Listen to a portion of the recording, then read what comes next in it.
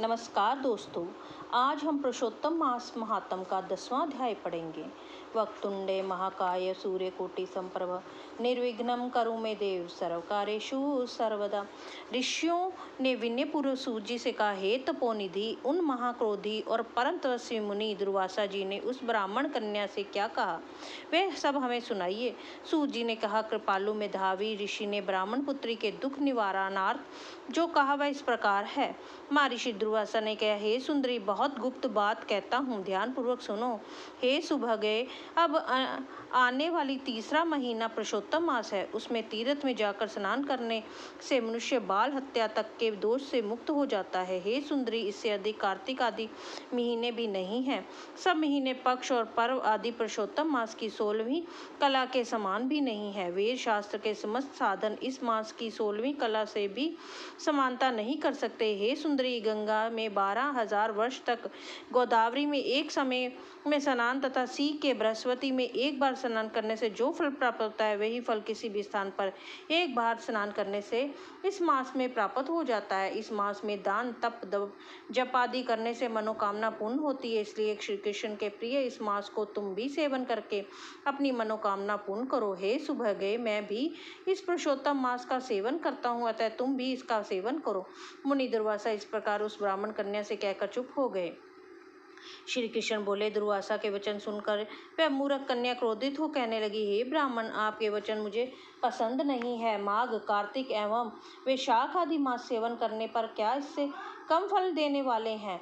शिव, पार्वती, सूर्य, अंबिका एवं गणपति की सेवा पूजा का क्या उससे कम फलीभूत है? अव्यतिपात आदि योगों को छोड़कर आप इस मास की प्रशंसा क्यों करते हैं? ये मास तो सब कर्मों में निंदित मलमास है। सूर्य की संक्रांति इसमें न होने पर भी इसे आप श्रेष्ठ कैसे कह सकते हैं? मैं जानती हूँ कि सब दुखहारी निसंदेह श्री हरि हैं, परंतु ये कैसे मान लूँ कि ये मलमास श्री हरि की विशिष्ट प्रिय मास है? ब्राह्मणी पुत्री के ये वचन सुनकर महर्षि दुर्वासा की आंखें क्रोध से लाल हो गई, किंतु मित्र कन्या होने के कारण उसे शाप नहीं दिया। पितु दया आ गई, उसे अपना हित अहित जानने में योग्य नहीं समझा। पुरुषोत्तम मास की महिमा बड़े बड़े विद्वान नहीं समझ सकते, तब मूर्ख बुद्धि पुरुष तथा स्त्रियों को कहाँ जान सकते हैं? ये बाला पितृहीना कुमारी है, दुख के कारण तप रही है, मेरा शाप कैसे सह सकेगी? इस प्रकार विचार कर क्रोध दूर करके मुनि दुर्वासा बोले, हे बाले, तुम मेरे मित्र की बेटी हो, इसलिए मैं तुझ पर क्रोध नहीं कर सकता हूँ।